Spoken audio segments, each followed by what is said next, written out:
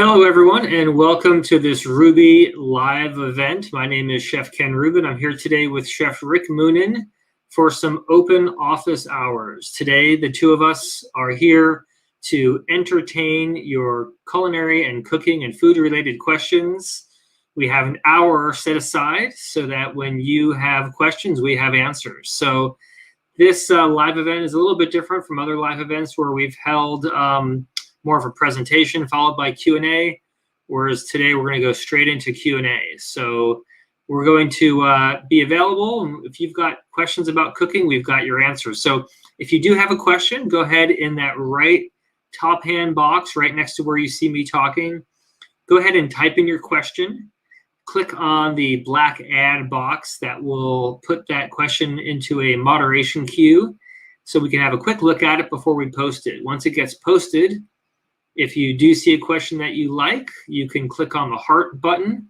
That will pop it a little bit higher up in the sequence so we answer it just a little bit faster. But without further ado, we're going to go ahead and just jump right into these questions. If you do happen to have a question that we feel is more individual or personal or more appropriate to be handled directly through our support team, we'll also tag that as well. Otherwise, if you ask a question and don't get a deep enough answer, you can always reach out directly to our student support team for a more thorough answer as well. But I'm going to go ahead right now and just jump right in.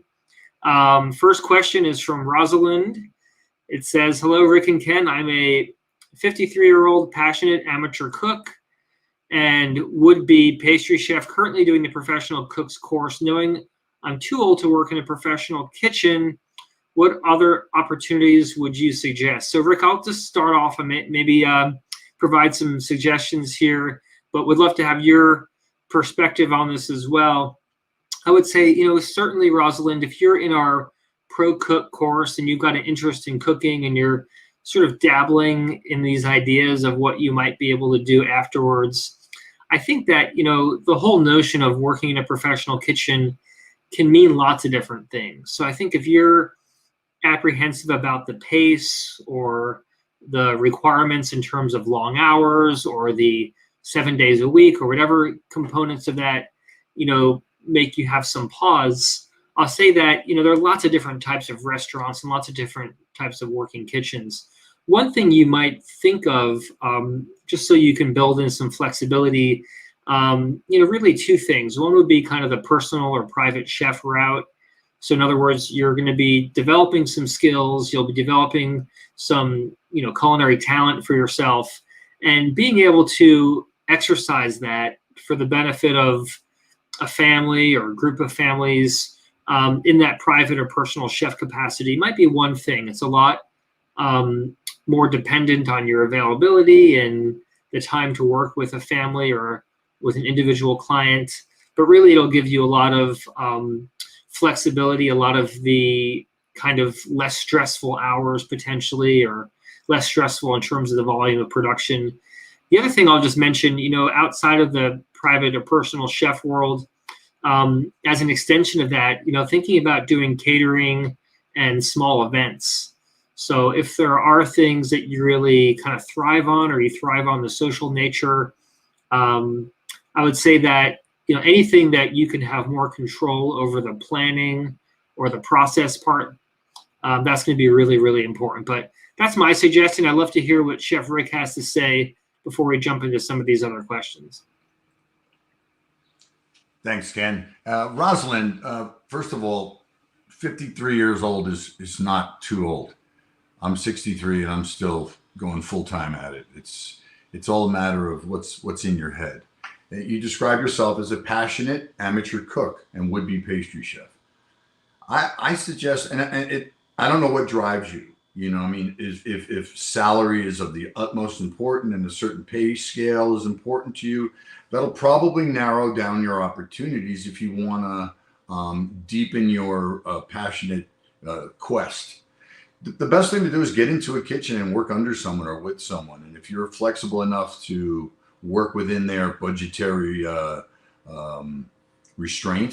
constraints. Because right now, especially, it's a question. There's an instability and a curiosity of what the future of the hospitality world is going to look like. So with all of those things in consideration, if you're in a position where you're just going after your passion, you're good, you're set, but you're going after something that really drives you, you're in a great place. That's what most chefs who are hiring or looking to put some placements in their kitchen, that's what we're all looking for. Passion. That's what you hire for.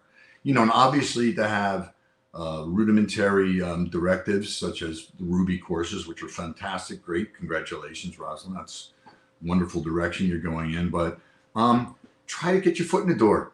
Just get in there and then work your way up. And if your passion is true and you're absorbing and learning and your skill set is increasing, you're going to be recognized and you will move up the ladder, and hopefully you'll find that level of satisfaction for your passion. And hopefully you'll always be challenged. I guarantee you, I am every single day of my life. So that's an awesome question and a great way to start off a Q&A. So I'm going to throw it back to you, Ken.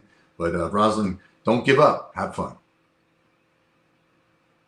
Yeah, thank you, Chef. Next question, how do you take care of stainless steel pans? Do you season them before first use? And if you don't, is it ruined? Question from Debbie. Rick, I'll pass that to you. I'd love to get your perspective on working with different kinds of pans, and when do you season a pan and when do you not season a pan? Is that for me, Ken? Yep, I'm going to pass that to you. Oh, okay. Oh, I'm so sorry. Okay. Sometimes I have a difficulty hearing. I apologize. So bear with me, everyone. So pans, different metals and materials and purposes. I tend to fall back on cast iron, black steel. Those are my favorite, but they do require to be taken care of. And being taken care of is actually, in my world, a little minimal. I wipe them down. I don't scrub them, and really try to make indentations and scratches, miniature, microscopic scratches. And so that's the cast iron world. And we all know about that.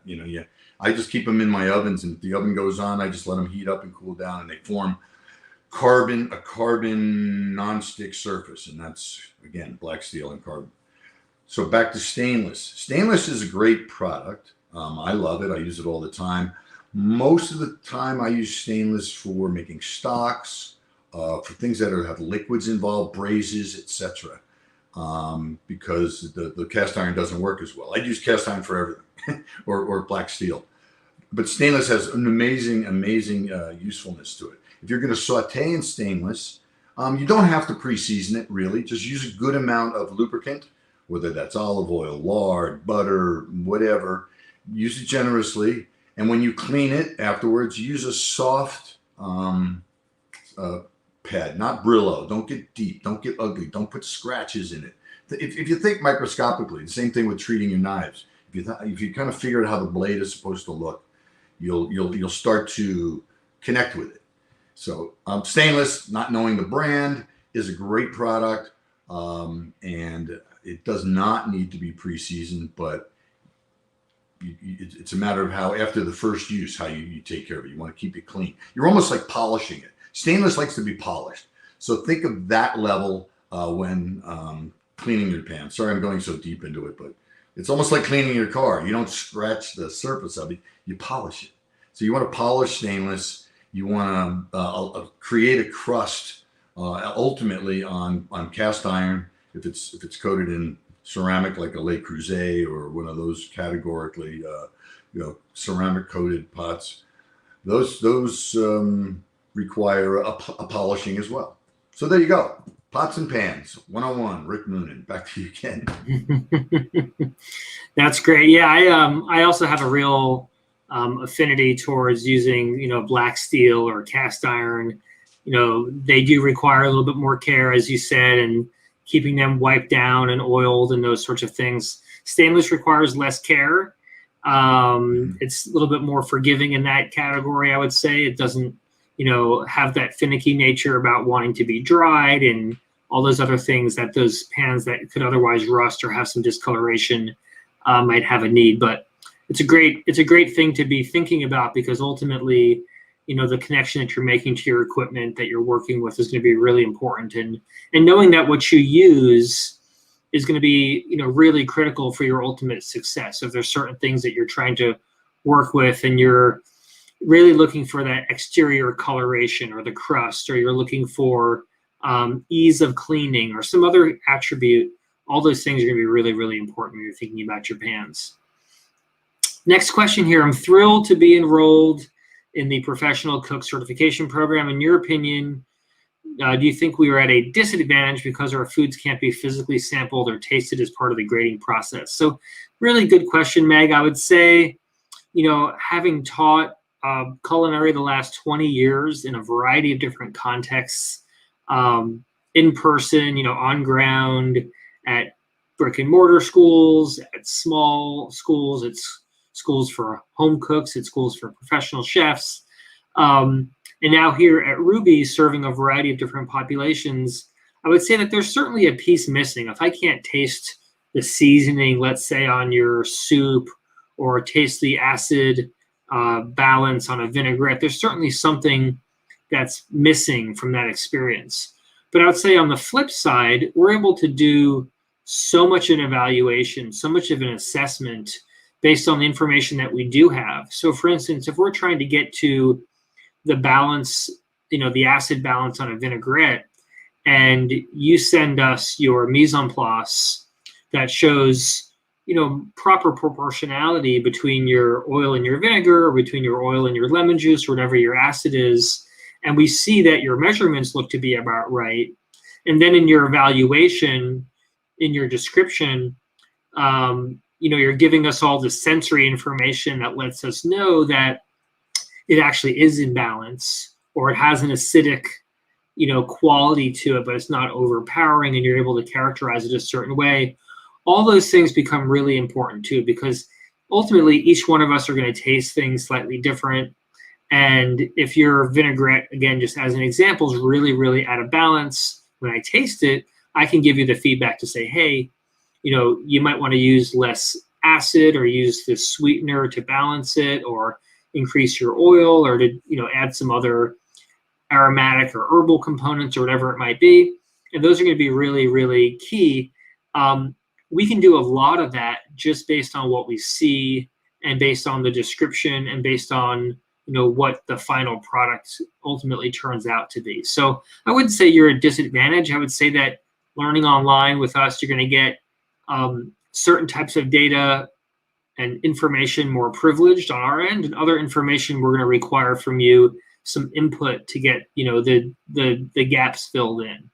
I'd say on the positive side, in terms of learning online, one of the great things that we hear from students is that because you're learning online and you can actually put your best effort forward, we do see a lot of students who, by the time they actually submit the work to us, they would have already prepared that dish more than once, went through a troubleshooting process, and that's going to be really, really important. So we oftentimes see people who, when they finally submit, they've actually done the dish more than once, which is something that you don't see in brick and mortar or hands-on type culinary programs. It's kind of, you have one shot to do it. You don't get a second chance because there's no time. You have to move on, right? The rest of the group is moving on to something else. So it's a give and a take.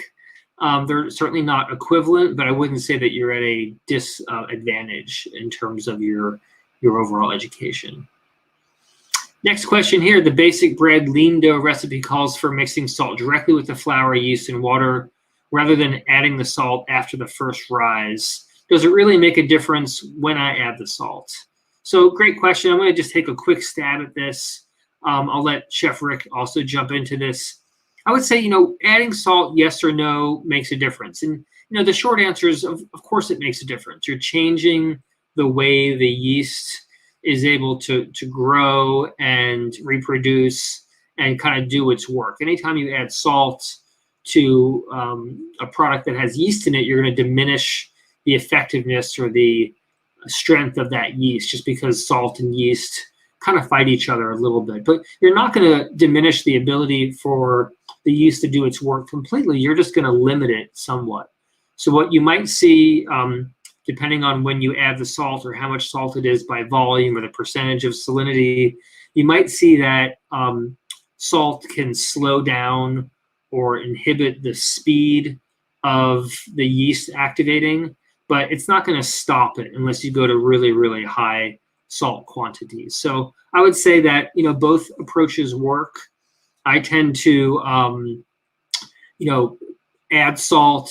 I'll make a base recipe and I'll do a lot of sourdough, and I'll add salt typically after I get my initial rise or after I have an initial salt or initial dough mix and let it sit for an hour or two. Even if it's a cold ferment or a cold rise at that point, I'm not really looking for physical action. I just want that that yeast or the starter and the starch from the flours to begin to activate and to begin to kind of create those gases and things that you want to create aeration and so on. So I would say, it does make a difference, but in the case of just following a recipe, having enough time, having that leeway, it should work out just fine. Chef Rick, I'd love to get your take on the question around adding salt and the implications for fermentation, either with yeast or a sourdough starter, on salt content. Perfect.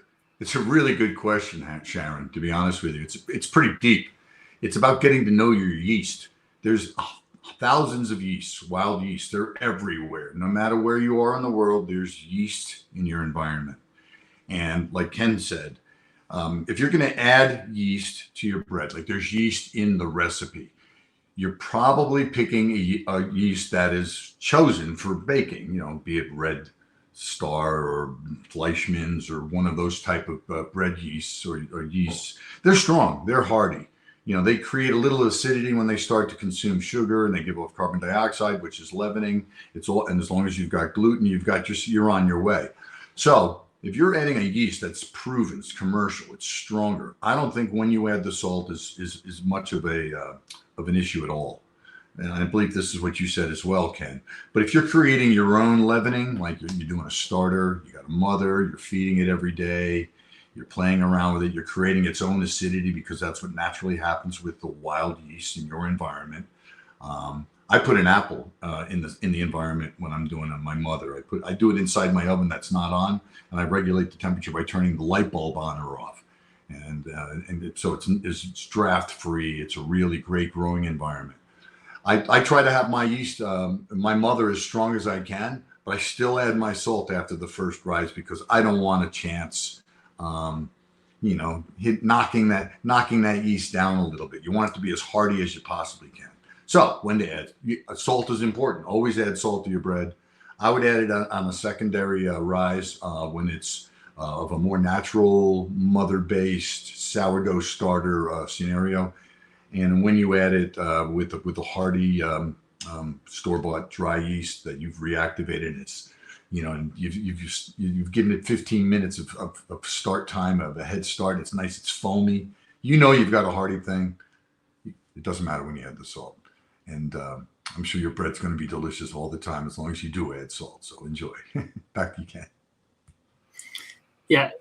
Thank you, Chef. Yeah, I've been, I think like many people, working a lot with sourdough and, natural leavening and natural fermentation. And it definitely has a different character than the store-bought yeast that Rick was referring to, which is really designed to be very much foolproof and, very, very hardy. Natural leavening and wild yeast can also be very, very robust, but you want to make sure that the mother is well fed and that you're not, diminishing the potentiality for it to rise really well too early on. So when I make my sourdough breads, I'll typically do my first initial ferment with a fairly loose or, fairly well hydrated type dough. Almost looks like a very thick batter versus a dough or a very thin dough. It's quite sticky. So I'll do my initial fermentation with that sort of a matrix.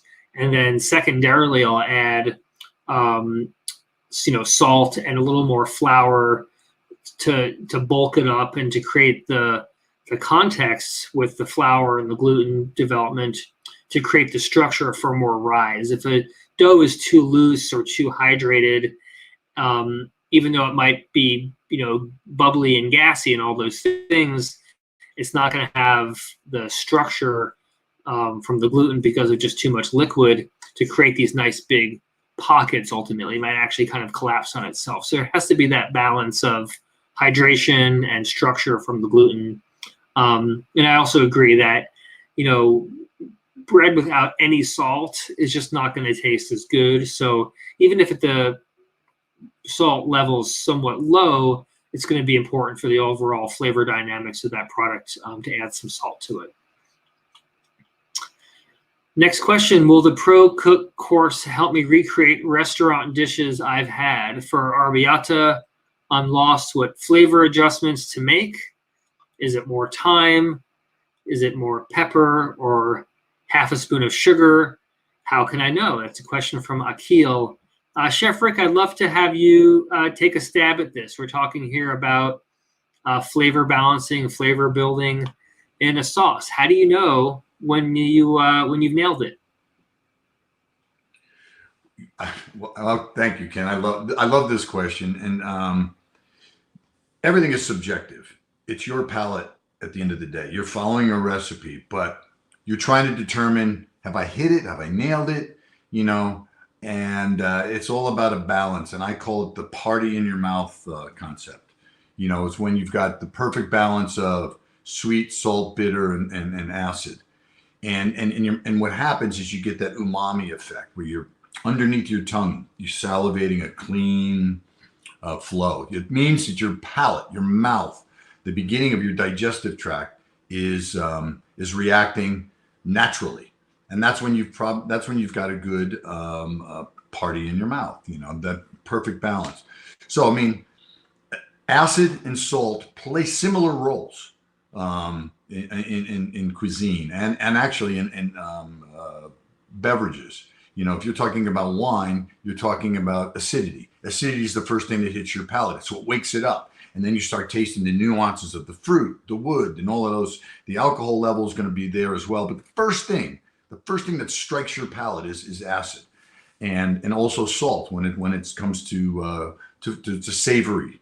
I even put a little salt in my sweet, and that's a whole nother discussion. Pastry and the role of salt in pastry is in my opinion, a major subject. But it's about balancing your arrabbiata. You put it in your mouth. If your mouth's watering and you're loving it, you nailed it. Truthfully. And if you need, and so the only thing that really isn't going to be indicative of that salivatory response, is what I call it, is the aromatics and a level of aromatics. And what you learn throughout your career, your lifetime, whatever, whether you're making it a professional decision or not, or you just want to be a great cook or an entertainer, is study different cuisines of the world. Find out what flavor combinations and ingredients that are used in that cuisine. And then you'll learn more about how to deal with aromatics.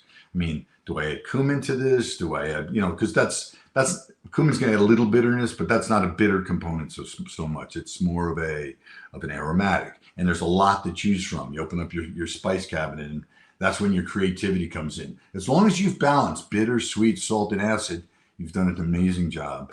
And those are the basic broad strokes. And the fine tuning that you're asking a question on is going to come naturally as you continue to satisfy your curiosity of other cuisines. If you only like one style of cuisine, then that's your focus. Italian. I'm gonna cook Italian, and that's it. Great. Me, I'm always looking over the fence at what's going on in every part of the world, of every culture that I possibly can. That's my never-ending quest, and I hope it's yours as well. And hope that answers your question, Ken.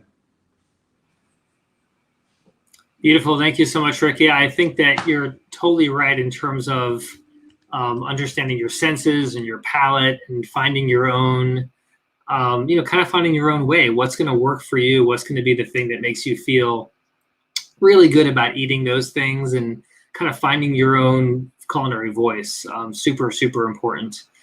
Next question that we have coming in here. At the end of the professional cook certification course, I want to be in a position to whip up pleasant tasting food with what I have on hand, rather than buying new ingredients. Is that a reasonable expectation? Another great question from Akil. I would say 100%. So, one of the things that we're trying to convey with the Pro Cook course is the ability for people to become more intuitive, kind of more independent cooks, so that you can take a set of ingredients, you can even take a recipe concept and execute it at a higher level, that you could take it, adapt it, modify it, change some of the flavor components, make it more seasonal, even vary it to your own personal preference. I think that's a very reasonable expectation of something that you might learn in the course, and things that ultimately you're going to have to practice for a long period of time, because that's how you get really good, is through practice. But 100%, the idea that you can take, cooking with what you have and taking things on hand and making something really creative is 100% what you'll be able to do. Next question. Hello, is it necessary to wash mushrooms prior to cooking? I usually wipe them with a damp towel or quickly rinse, but it's tricky with varieties such as maitake, beach, oyster. No one likes waterlogged mushrooms. So Rick, I'm going to pass that one to you. I'd love to get your take on how to handle mushrooms well so they're not waterlogged, and can help Jerry out here with her mushroom question.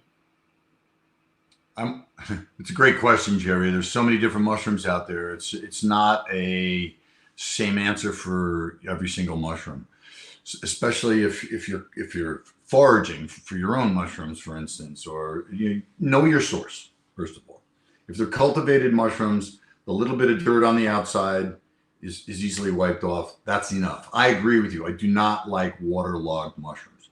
Let's say you get a bunch of mushrooms, they're just coated in something that you got to wash off. You do it quickly, and here's how you do it. A large bowl of cold water, and I'm talking white mushrooms at the moment. We're going to go into different categories in a minute. But the white mushrooms, you put them in, you stir, they float naturally. You agitate them, let them come back to the top, and you take them out with your hands, and then you put them onto a dry towel, and then you just let them air dry. And you do it quickly. You don't let them soak in that water, because they're going to absorb. They're fungi. They're going to absorb that water. They're going to get soggy. They're going to give it up when you put it in a pan. And if you're trying to get caramelization or color on that mushroom in the pan, you've rendered yourself very, very, very helpless in doing so, because it's going to give up the water. Okay. Another thing, morel mushrooms. These are mushrooms that are going to have little nooks and crannies, little holes, little places for sand to hide in. And the last thing you want to do is go through all the work of making a dish, and then you're crunching away with sand in your mouth.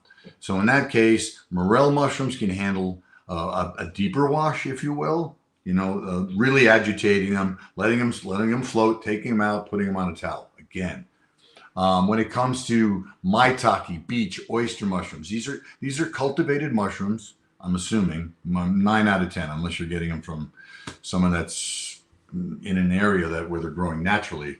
But every time I come across those varietals, they're coming out of an environment that is completely under careful control. They're growing like koji and all these different fungi, etc. And it smells intoxicatingly intriguing because of the umami that's naturally within that fungi. You do not need to wash those. I don't wash those. I'll cut the bottoms off if they were grown, just to get the darker base part off. I'll cut that off, and then I'll use that for stock, because I throw nothing out. And the tops are fine to use. So, general rule of thumb, I think you've already got. Wiping them down is perfectly fine. And if you feel as though you've got them clean and you know your source, you're good. If they're dirty and you want to wash them, make it a quick thing. Take them out with your hands. Don't pour them back out. Pour the dirt back on top of it. That's why I say take them out with your hands. And cultivated mushrooms such as the beach oyster and maitake mushroom, no need to wash. So that's the broad strokes of washing and not washing mushrooms. And of course, if you're trying to caramelize them, don't salt them in the beginning either, because once you introduce salt to something, it's going to start drawing the natural moisture of the mushroom out. And if you wash them, adding salt, you're going to be boiling them. They're going to end up steaming, that may or may not be a good thing. That's a decision that you have to make, because it depends on what dish you're integrating your mushrooms into. So that's my broad stroke answer for you, Jerry. I hope you have happy mushroom cooking days ahead of you. That's awesome advice. You know, cooking mushrooms is one of those things that I oftentimes get a lot of questions about here at Rouxbe. So I love to get your perspective on that, Rick. It's one of those other types of questions that we get from people who sometimes come at this from not really liking mushrooms and wanting to know ways to cook mushrooms that might make them more appealing. Certainly the wet kind of waterlogged mushroom, or a mushroom that feels like doesn't have texture, it might be slimy feeling, is certainly not going to be attractive or appealing for people. So putting the hard sear, lots of intense high heat to develop a crust on the outside of the mushroom, pressing a mushroom into a grill grate so it gets a nice, crust on it. Those are all some techniques that are going to help you with your mushroom antics over here. Next question, what's the difference between sauteing onions and mushrooms in cast iron versus a good heavy tri-ply stainless steel pan? So Sharon, I would say in general, there's not too much of a difference. If you've got both your pans very, very hot and you're not crowding your pans, they should be fairly similar. In a cast iron pan or an enameled cast iron pan, you're going to have a lot more weight and heft and mass in that pan. So because of the weight, you're going to have typically more heat retention and built up heat capacity, which means that, an equal amount of mushrooms in that pan versus a good stainless pan will likely see less temperature drop, meaning you might get better coloration or better browning. But those are all things that you can compensate for in a stainless steel pan for sure. So I would say there shouldn't be much of a difference, but just know that those heavier pans, are going to have some of those heat retention qualities to them as well. So you might see some different results. But the biggest thing I would say is not overcrowding your mushrooms and your onions. And I think to Rick's earlier point, if you're looking to develop some coloration, especially on those foods that have a lot of moisture like mushrooms, wait to salt them until they've already started that coloration process. Otherwise, it'll draw out too much water and cause your vegetables to do more steaming or simmering than that sauteing or searing type action. Next question, would you consider it safe to enter plant-based market as a successful concept, or rather play safe? How to successfully lead market without alienating consumers who are not ready to transition? So Christine, I think what I'm making out from your question is, how to, if you're working on a plant-based food concept, how do you, at the same time, you want to be a leader and show people something new and open people's eyes and do all this exploration and discovery? How do you do that at the same time that you're also trying to bring in a crowd of people who might be skeptical or maybe not willing to take all the steps or do all the deep diving that you want them to do? So what does that look like? I guess it's a great question. What does it look like when you're kind of navigating or balancing between doing something really cool and new and also not turning people away or turning people off or making a statement that might not resonate with certain people? I would say, you have to start by following your heart and what your motivations are. I see a lot of people who move into the plant-based world and are simply just trying to copy whatever someone else is already doing. And while I think there's a lot to be said about, hey, take a proven model and just work on it, make it better, there's also, I think, a lot to kind of charting your own path and doing your own thing and making it meaningful for you, making it really make sense for you. So if I were thinking of a concept, I would go through all those, processes of really determining, who's my target audience, who's my ideal customer, how many of those people live within 20 miles of where I'm trying to open, what opportunities are there for events or catering or, non-in-person, non-restaurant type eating concepts. What are those hallmark recipes or what are those key dishes that you're going to leverage and kind of build in as part of your model? Things that are cost effective, that satisfy the needs of a wide variety of different crowds, that carry well, that do well in a catering context.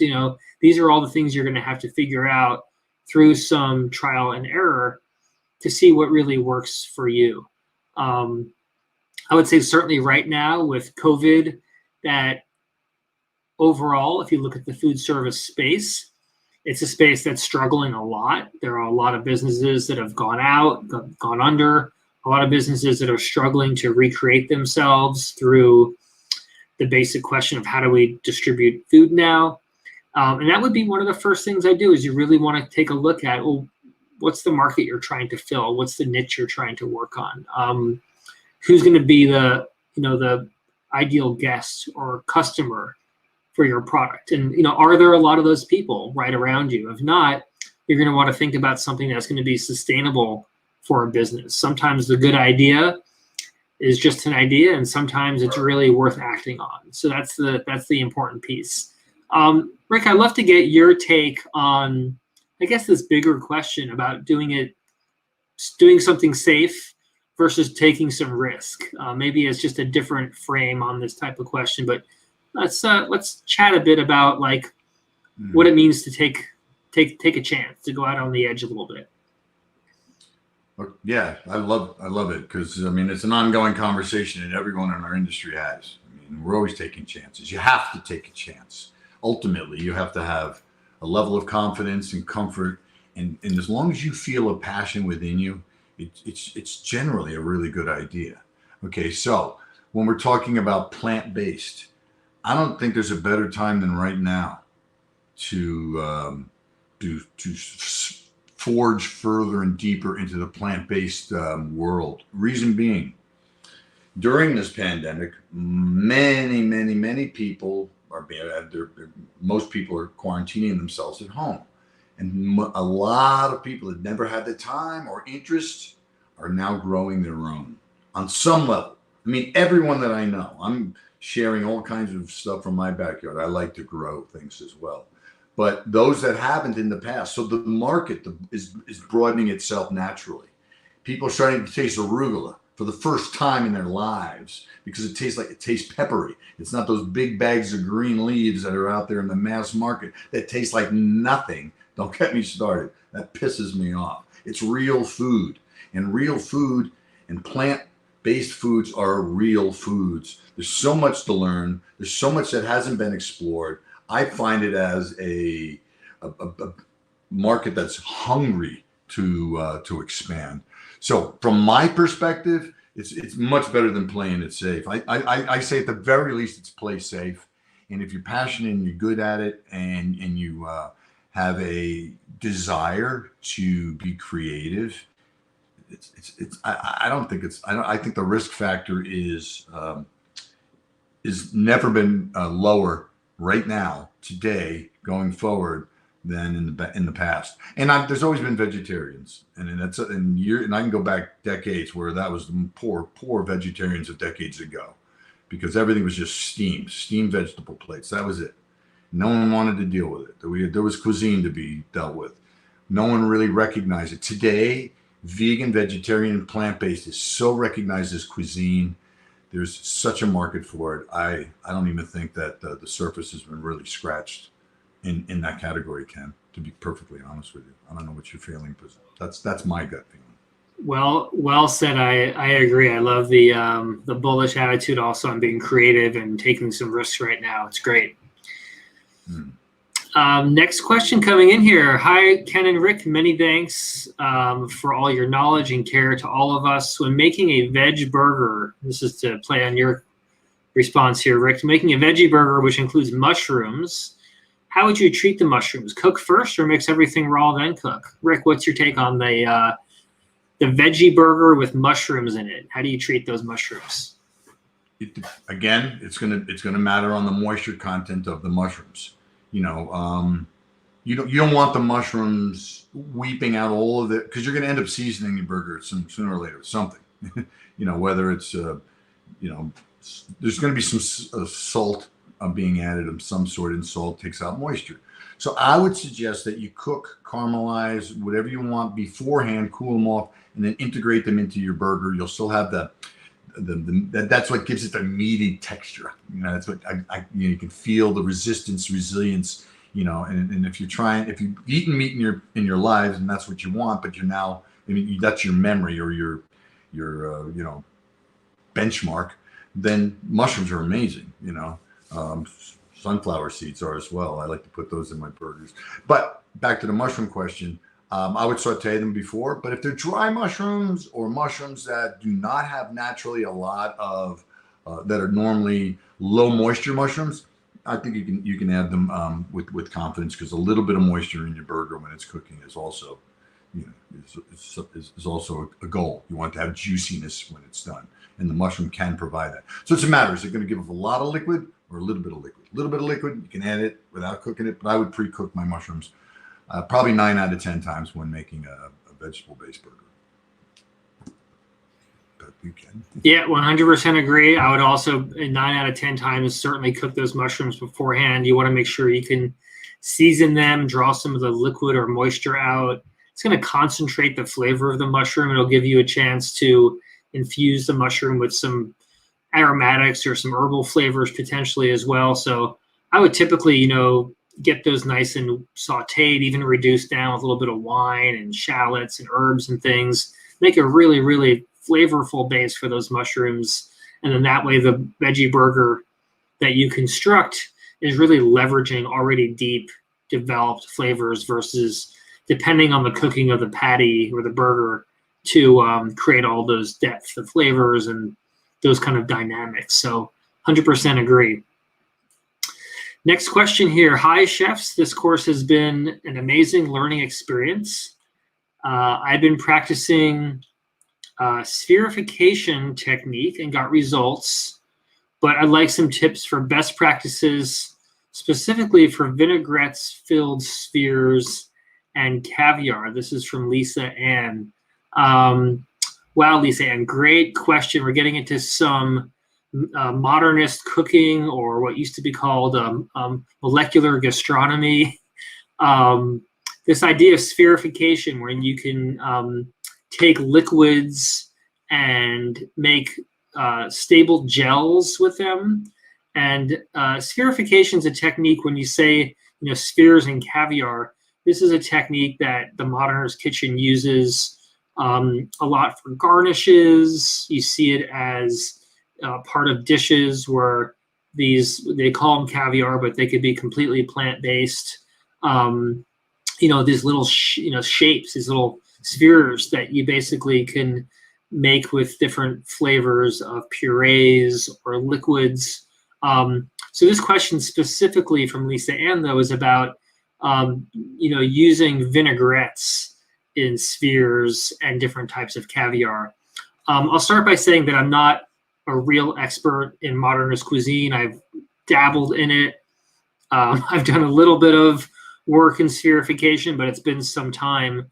My recollection, I'll just start with this, my recollection, and Lisa, if we need to maybe go back and forth over email, I'm perfectly happy to do that. But my recollection is that when you're working with sodium alginate as your primary spherification liquid, and you're working with acidic ingredients, and you mentioned vinaigrette, so I'm assuming fairly acidic ingredients, that my experience, at least with sodium alginate, is it doesn't do well in the very acidic category.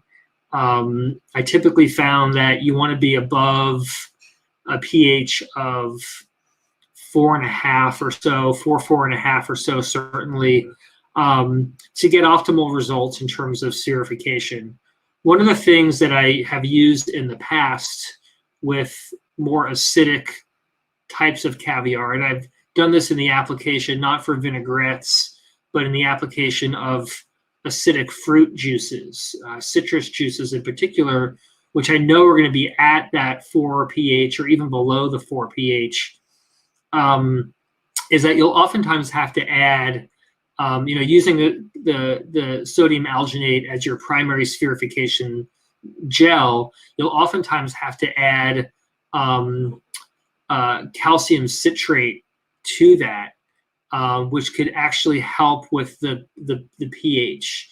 So there's going to be just a whole variety of different chemicals, but you want to look at what chemicals can help with the pH so that the acidification in that natural liquid doesn't inhibit the ability for the sphere to properly form. So that's my only kind of recommendation or guidance in terms of practice is, look at those additional additives that you need to use in highly acidic or low pH type applications. Rick, I'll pass to you if you have anything else to add, but otherwise, Lisa, I feel like I need to do a little bit of homework for you and see, a little bit more about the ratios and kind of gram for gram, what's going to be some of your best options there. Rick, any thoughts about this? Sure. Well, spherification. Well, I'm familiar with spherification. I've dabbled in spherification. I'm not going to say that I'm an expert in molecular gastronomy or in particular spherification. First time I experienced it though was with Jose Andreas in his restaurant, and I had the olive, and it's a pretty good size sphere. It's not a caviar size sphere. It was large, and it's basically the brine, which has a good amount of acidity and salinity to it of black olives, and he put them through the spherification process. Don't make me say that too much. It's hard. But I would probably study his recipe and his application to come up with a solution towards things such as vinaigrettes, etc. I think that's a great idea, by the way, because of the success just on that olive concept. It's about playing around with the pH. So you need to have some litmus paper or some sort of a device that can kind of give you an indicator of where the pH is, 7 being neutral, and higher or lower is acid and base. So I guess it's just about, like you said, and I think you nailed it. So I'm not going to be able to add much more to it. Is calcium citrate in the amounts and to get to the pH where the gelling has the strongest effect. That makes sense. Back to you, okay. Awesome. Great thoughts there. So Lisa Ann, if you have any additional questions, please feel free to drop us a line. We're happy to dive in a little bit deeper and provide some more detail there for you. Next question: what are your thoughts on cooking frozen fish without thawing it first? Question from Mark. Rick, that's got your name all over it. I'm going to pass that one to you. Cooking frozen fish without thawing first. That's a really interesting question. I don't normally cook fish from the frozen state. I can't even think of an application where I would, because the flesh of most fish, and I guess when you say fish, I automatically go to fin fish, not shellfish. So I'm eliminating the idea of frozen scallops, frozen shrimp, frozen.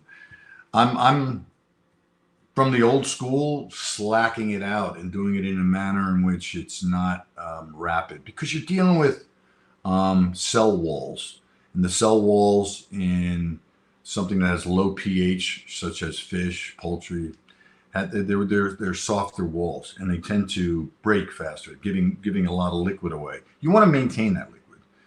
So the only way that I can think of cooking frozen seafood is frying. Which, when I say it like it's a curse, perfectly fried fish is great, but you can't fry something that's very thick. If it's thick and dense, you need to slack it out, because the center's not going to be cooked at all. It's going to be raw, and the outside's going to be overcooked by the time, if it's a large piece of fish. So if it's something very thin, like a fillet of sole, for instance, I would end up frying it. More than likely. And what's going to happen is, because there's moisture in there when you fry it, it's going to be very difficult to have the crust, the outer portion of the fried fish to stay very long. You almost have to eat it immediately, because steam will build up as a result of the trapped in moisture. So, as you can probably ascertain from my answer, I'm not a huge fan of cooking from the frozen state when it comes to seafood. I like to slack it out overnight in my refrigerator so it's softened at the very least, and then cook it according to whether you're going to grill it, saute it, broil it, or fry it. I think you're still at a better advantage when you have a seafood item that has been properly defrosted or slacked out, as we say in the hospitality world. So that's my opinion. So, Ken, what do you think?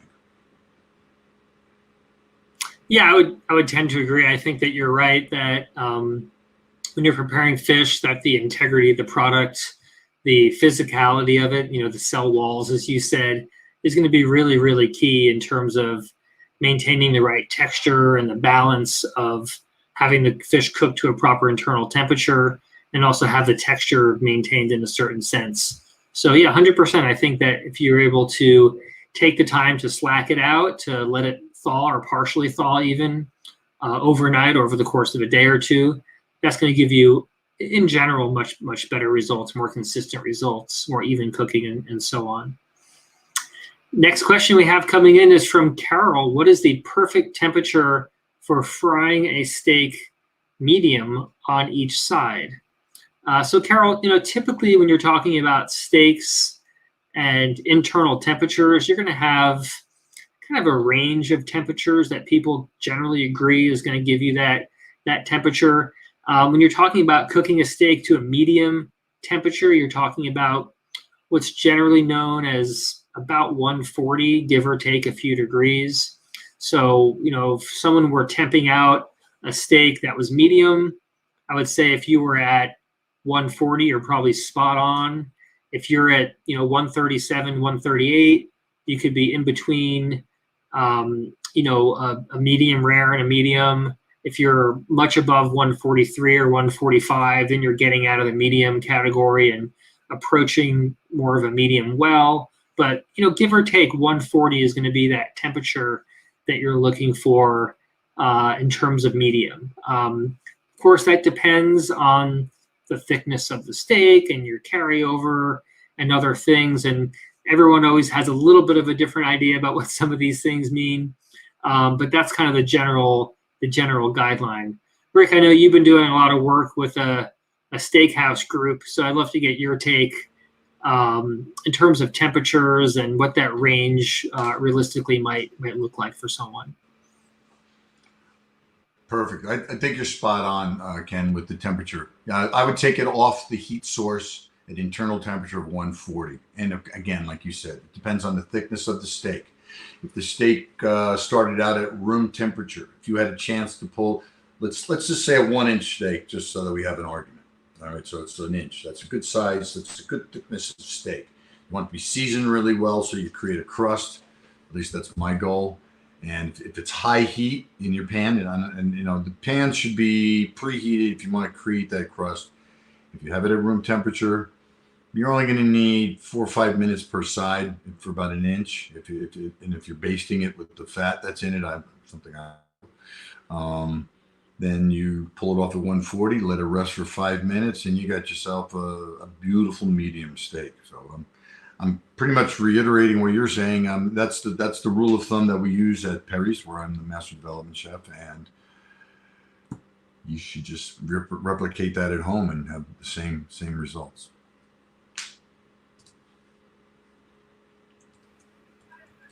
Back to you, Ken.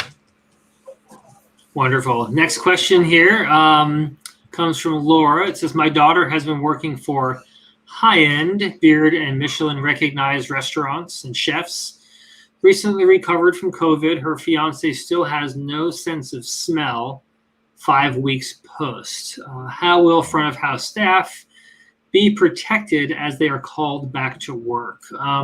Rick, I'm going to have you maybe take a stab at that, but I'll first just say, number one, glad that, that the recovery is happening, that you're both doing better now.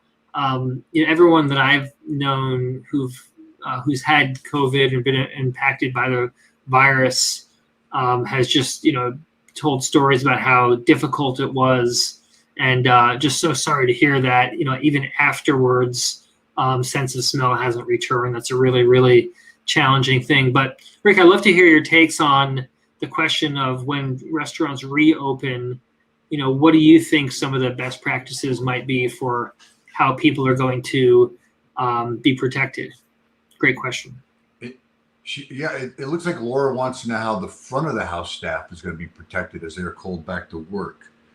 I'm not sure 100%. I can give you some ideas from my perspective, and that's truly just my opinion, because I don't think anybody has the direct answer. We're everyone I speak to, and I speak to a lot of people in the hospitality industry,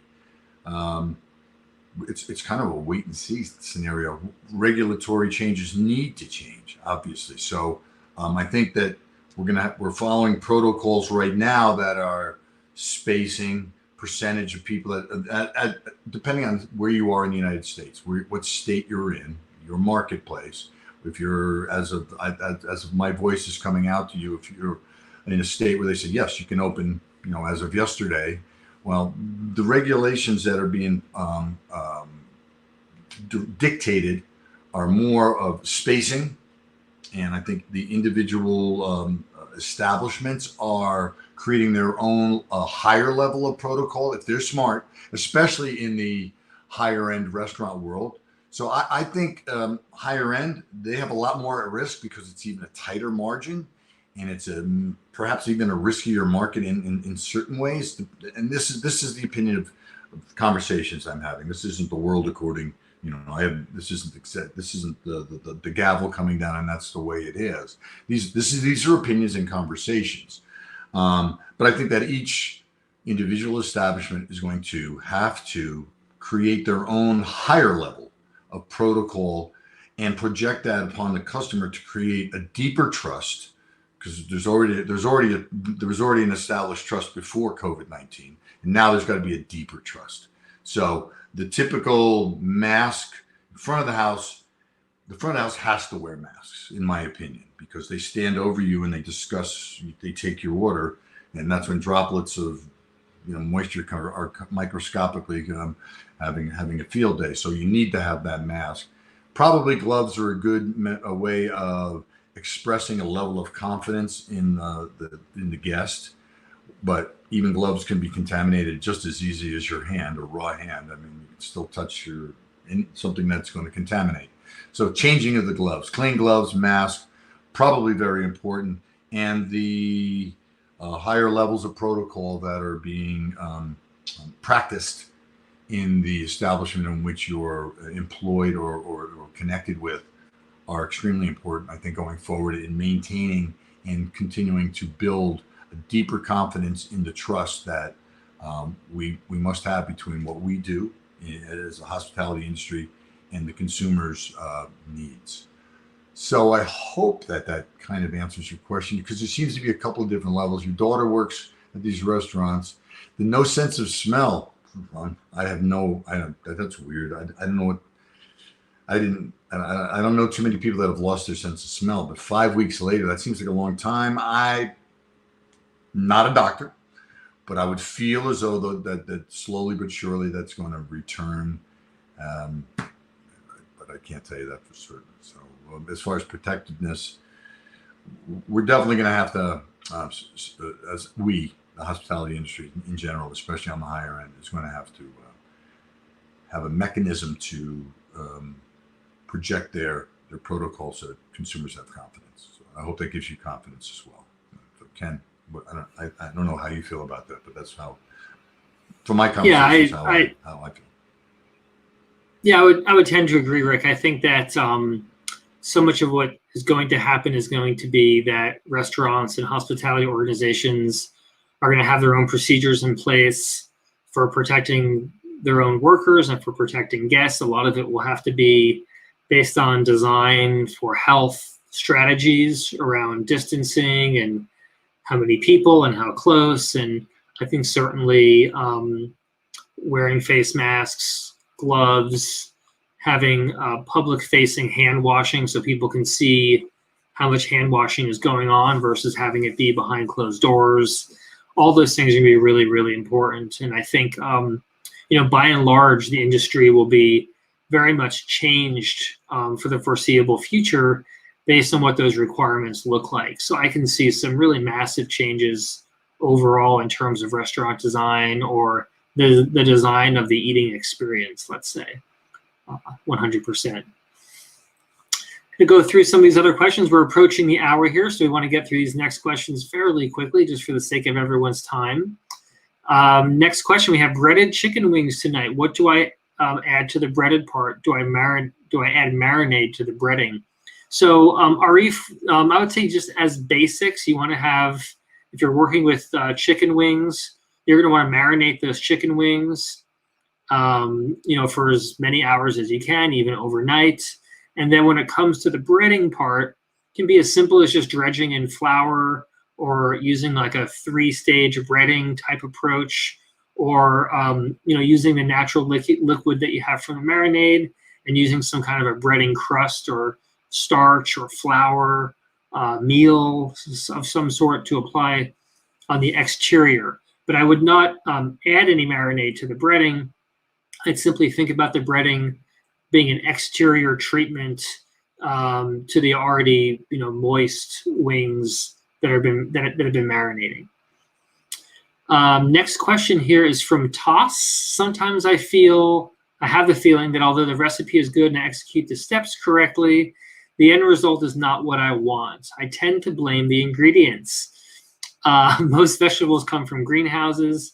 It is just so difficult to find great ingredients. So, I would tend to agree with you. I think that ultimately the food is only as good as the quality of the product. So if you have the best tomato sauce recipe and it's a great recipe, it's been done thousands of times and it's an old family favorite and so on and so forth. But if the product that you use, the tomatoes in this case that you use, are not good, or if the oregano is super old or musty or moldy, or if the garlic is in bad shape and just super old or has an off flavor, all those things will ultimately impact the way the final dish tastes, the palatability of that dish. So I would say 100% ingredients rule. It's why you want to focus, if you can, on where you source ingredients. Certainly there's things that taste good coming out of greenhouses, but you want to really, when you can, buy things more locally, more seasonally. If you can grow things yourself, you'll get a real appreciation, I think, for what it takes to get that sort of production happening. But ultimately, I think you're going to have to make those decisions about where those trade-offs are. You might say, hey, you know what? I'm willing to have a less awesome onion because I want to spend my money on the most amazing eggplant or broccoli or cauliflower. Or you might say, you know what? I can do basic carrots for my stock, but for my carrot side dish, I want to get really awesome organic, specialty carrots. That would just be an example there. But certainly start with good food ingredients. That's going to make anything you make a lot better. Next question. I wish to improve my country food and I have my map and need advice from where I start. My map is to collect all local ingredients and use it in a different way. What is your advice to a great start? From Khalid. Gosh, Khalid, I don't exactly understand your entire question.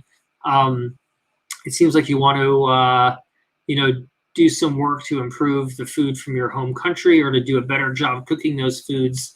I would say, start with good ingredients, start with local knowledge, with family recipes that have been tested, and, take copious notes. Take a lot of notes about what you're doing, what's working, what happens when you do certain things.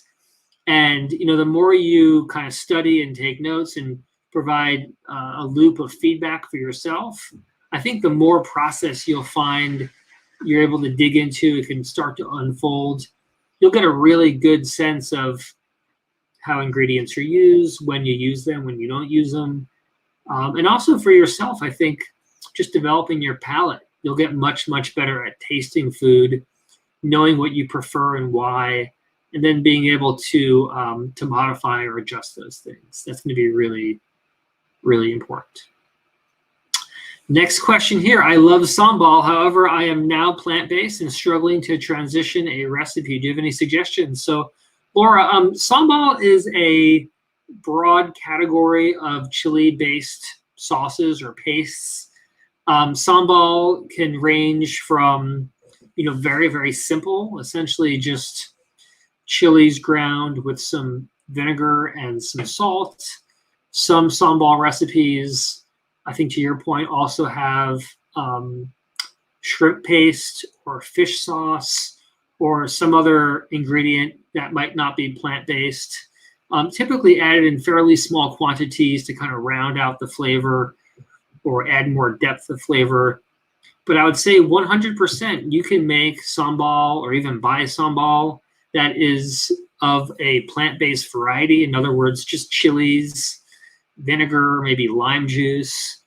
If you want to add some additional depth in terms of that umami that you might get from using something like a shrimp paste or a fish sauce, I think that's certainly adding in some toasted garlic or some toasted scallions or some kind of other allium type flavor would be really good. I've also seen people, kind of mix up their acid and use different types of vinegars or a combination of vinegar and lime juice. And those things are all going to be really good. If you want to temper the heat a bit, you can put a drop of sweetener in there. All those things are going to be fully acceptable. But I would say just experiment and see what kind of works for you.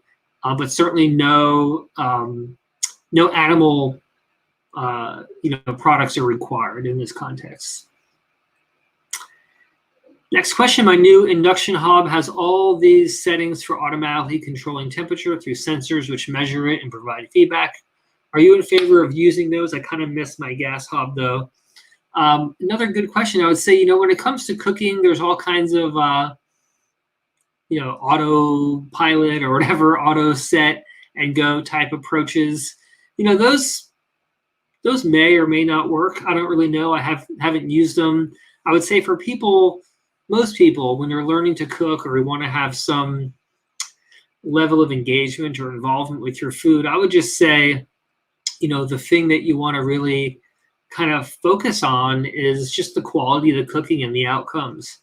So if the induction is a distraction and it's a preset and it's doing different things and you're having to monitor it, certainly you don't want that. If it's something where you feel like all you're doing is babysitting and you're constantly turning it up and down, you don't want that either. So you want something that's going to really, really work for you. I would just say generally, find those temperatures or those temperature ranges that you're going to be okay with, and just kind of maybe, again, take notes, write those things down. And that way, when it's time to actually execute, that, cooking it on a 6 or a 7 on a 10 scale is going to be perfectly acceptable versus cranking it up to an 8 or a 9, which might just be too hot. It might be, okay, then you're really controlling temperature because you're edging into much, much hotter kind of territory there. But I don't know, Rick, I'd love to get maybe your take about cooking with induction, or if there's any hints or tricks that you have for managing temperature when you're using induction. I love induction, Ken. Be honest with you, any heat source. I've probably been I've been in situations where I've had to use the gamut, and induction is one that's incredibly accurate. So for its accuracy, that along with thermal circulators, etc., it's amazing. But if you really want to feel cooking, there's nothing like flame for me. I've been attracted to burning wood and fire and flame, and and it's all natural. It's more rudimentary form of cooking. But in the world of environmental control, temperature of your kitchen, it's much cooler in when you're working with induction, and it is a lot more accurate. And if you have an induction scenario that gives you feedback through sensors, which measures what's going on, that's incredible information. It's real. It's more scientific. So it's all a matter of your preference. I like them all. I like the scientific approach and accuracy to certain types of cooking. And like right now, I'm smoking a leg of goat. I harvested a goat a couple weeks ago, and we're cooking parts of it. This is just because of you can now. You got the time. You've got curiosity. So I have it in a smoker that has a thermostat on it. Whereas normally I would probably cook it in my barbecue where I'm burning wood. But it's all so there's the two differences. The similarities to your question, in my opinion, is using a smoker that has a thermostat is more like using induction. Whereas using my barbecue, where I have to make the adjustments by opening a damper, giving it more oxygen, and putting in another piece of wood, that's more like working with flames. So they're both great, and they both produce and yield fantastic results. So I don't think there's a better. Better is subjective again, just like cooking is. Both of them are going to get the result. They're just going to be quite different in the end, depending on the equipment, the feedback that you're getting from that equipment. The feedback you're going to get from your barbecue is what you observe, not digital or anything like that. And if you taste and you're constantly paying attention and you're watching variances that are happening, that's how you learn. That's how you become really good. You're not just great out of the box. You become great by making observations and giving yourself sets of references to make notes towards having a consistent result because you really like the way it came out, or you have a set of references that are telling you this, if it starts to go this way, make changes. So you've got different feedback situations in this scenario because heat is heat. At the end of the day, it's cooking, and I like them both for that reason. So, Ken, that's my opinion. Beautiful. Last question here is for Chef Rick. I'm curious what your favorite recipe you've had on a menu in one of your restaurants is. So this is a question from Danielle. Rick, tell us what your some of your favorites from your restaurant days back when you had your own spots. Well, what is your favorite is a hard precursor to a question for me because it's like asking who your favorite child is. If you've been doing it for a long period of time, I've got a list of favorites. But what always becomes one of my favorites is the one that has the most versatility. Such as a vinaigrette, a really, really good vinaigrette. You can use it in so many applications. You can put it on rice.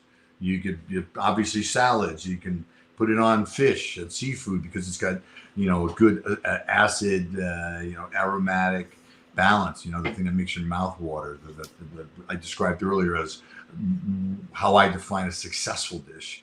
But I Tom, I just saw your question. It's funny. I'm going to give you a recipe for what I call anti-inflammatory vinaigrette.